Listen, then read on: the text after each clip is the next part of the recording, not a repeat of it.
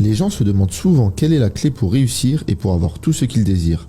Nombreux sont les moyens diaboliques pour atteindre un objectif, mais bien évidemment, le meilleur moyen d'obtenir ce qu'on veut est de demander à Allah ce dont on a besoin. Mais lorsqu'on invoque encore et encore et que la doua n'est pas exaucée, on se demande pourquoi elles ne sont pas exaucées et souvent on désespère. Et on se dit qu'on n'aura pas ce qu'on veut et qu'est-ce qu'on a fait pour mériter ça. Malheureusement, ce genre de situation conduit à des baisses de foi immenses et crée beaucoup de problèmes dans la communauté. Mais a-t-on vraiment fait tout notre possible pour que notre invocation soit exaucée ? En regardant bien la majorité des cas, il y a un obstacle principal qui est énormément négligé par beaucoup de personnes. Mais quel est cet obstacle ? Une personne qui par exemple cherche du travail depuis des mois, ou bien une femme qui veut désespérément avoir un enfant depuis des années, ou même quelqu'un victime d'une injustice depuis trop longtemps, qu'ont-ils donc fait pour que leur invocation ne soit pas exaucée ? Lorsqu'on se rend compte que nos doigts ne sont pas rapidement exaucés comme on le souhaite, on se doit de regarder ce qui ne va pas en nous-mêmes. On se doit de regarder si on ne commet pas un acte qu'Allah n'aime pas et qui expliquerait pourquoi nos doigts ne sont pas exaucés. Il y a énormément de raisons qui empêchent la réalisation des invocations, mais que faire lorsqu'on a du mal à arrêter un péché ? Dans cette situation, la chose est simple. Il faut tout d'abord reconnaître le péché, le regretter et commencer à demander pardon à Allah en cherchant par tous les moyens à délaisser ce péché. Que se passera-t-il donc une fois que j'aurai sincèrement tout mis en œuvre pour me faire pardonner ? Regardons l'histoire du prophète Nuh.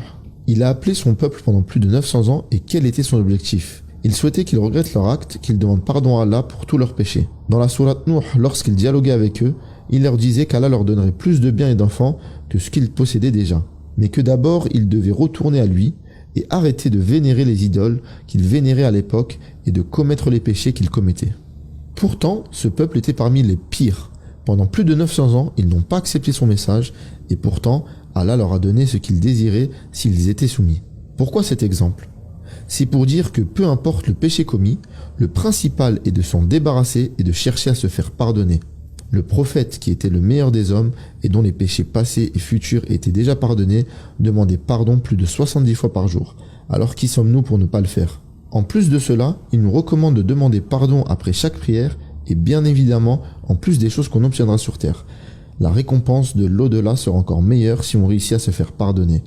Nous retrouverons, Inch'Allah, toutes ces demandes de pardon sincères au jour de la résurrection et elles seront une réjouissance pour celui qui l'aura formulé à temps. N'oublions surtout pas que c'est Allah qui décide de tout et que parfois on souhaite des choses qui sont mauvaises pour nous. Il faut garder en tête que ce qu'on désire n'est peut-être pas bon pour nous et parfois Allah nous réserve quelque chose de meilleur, qui est parfois caché dans des choses auxquelles on ne s'attendait pas.